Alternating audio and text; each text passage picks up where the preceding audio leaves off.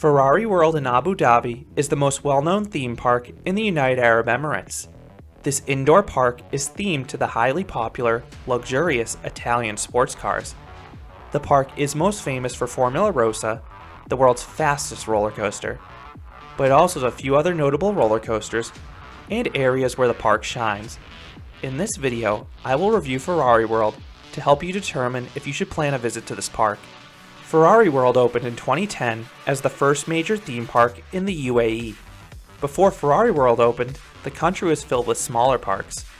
Ferrari World spurred the UAE's growth into the Middle East premier theme park destination, as several other big-name parks would follow in the same decade. Ferrari World is located in Abu Dhabi, which is roughly an hour south of Dubai. If you have a roller coaster trip to Dubai, I strongly recommend hailing a cab or Uber between the two cities. Ferrari World is part of Yas Island Complex, and it's not the only amusement park there.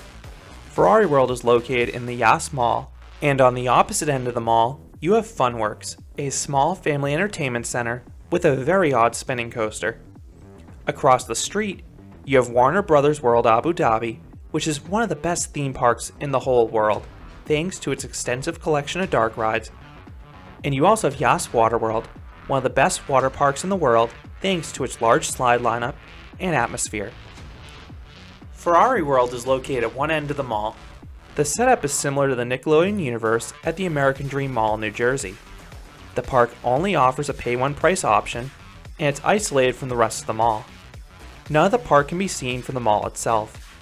As you approach the mall, you can see a few of the coasters sprouting out from the building. The interior of the park is also on the darker side, like New Jersey's Nickelodeon universe. However, Ferrari World does not feel like a warehouse. The park has a sleek, futuristic vibe to it because of the uniquely shaped roof. The iconic roof undeniably looks better from the outside, but the interior architecture is mesmerizing, much like the Luxor in Las Vegas, and the rides and ride signs are lit well to complement that futuristic feel. Then there are a few areas that contrast with the next-gen feel and are reminiscent of a quiet Italian street, with the overarching architecture and theming.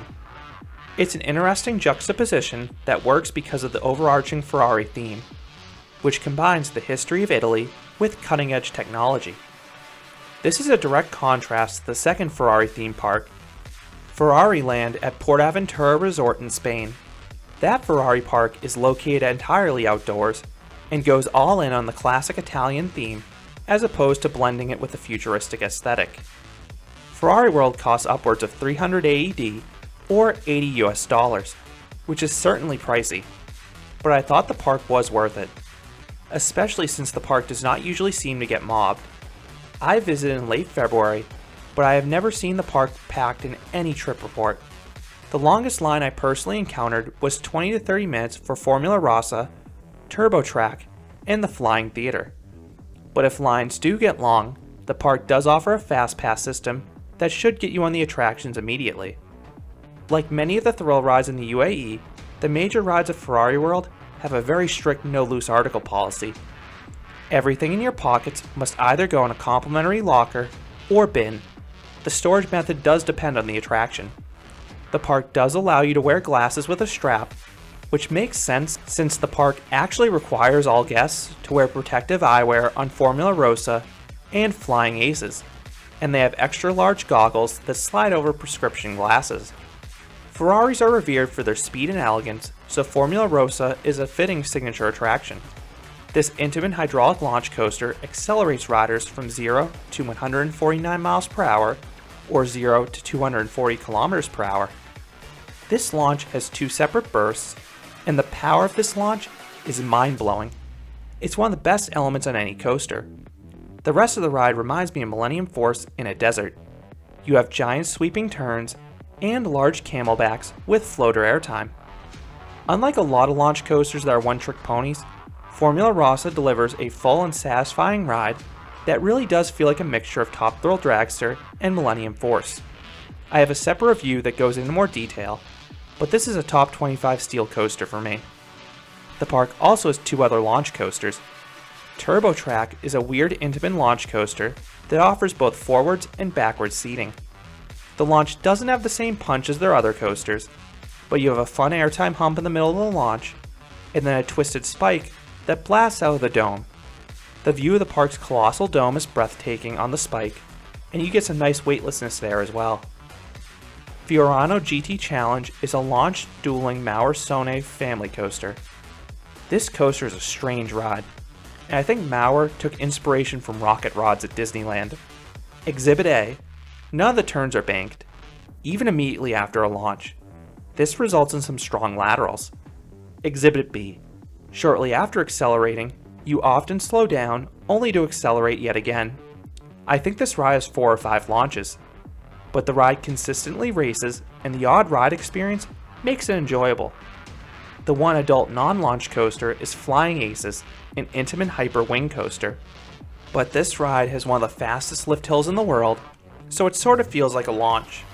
The ride looks similar to Skyrush, and the first drop delivers some powerful ejector airtime. But the rest of the ride isn't really about the airtime. You have an ejector airtime filled speed hill, and a few camelbacks with floater airtime, but where this coaster really exceeds is in the lateral department. The laterals on the side-to-side transitions are downright violent on the wing seats. The coaster feels like it's trying to slam you into the sand. It's like Skyrush's Stengel Dive over and over again. This coaster also has an incredibly well-themed queue line, and this is another ride that I have a separate review on if you want to learn more. The park also has 2 coasters that weren't operational during my visit. First is Formula Rossa Jr., a kiddie coaster. This ride rounds out a small but solid children's area. Second is Mission Ferrari, a Dynamic Attractions SFX coaster. This ride is a mystery. This ride has been listed as coming soon as far back as 2016.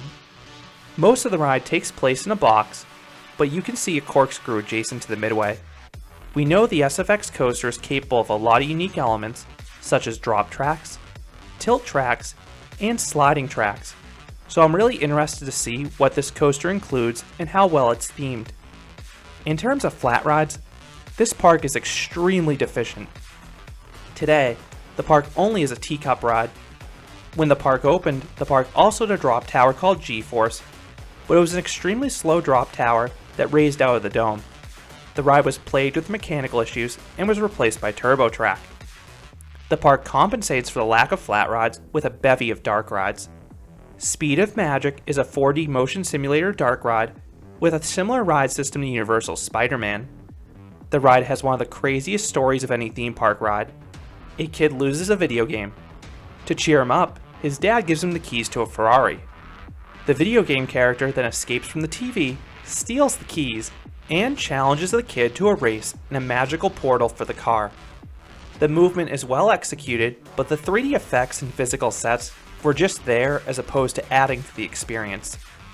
Benno's Great Race is a neat variant on the Shooting Dark ride.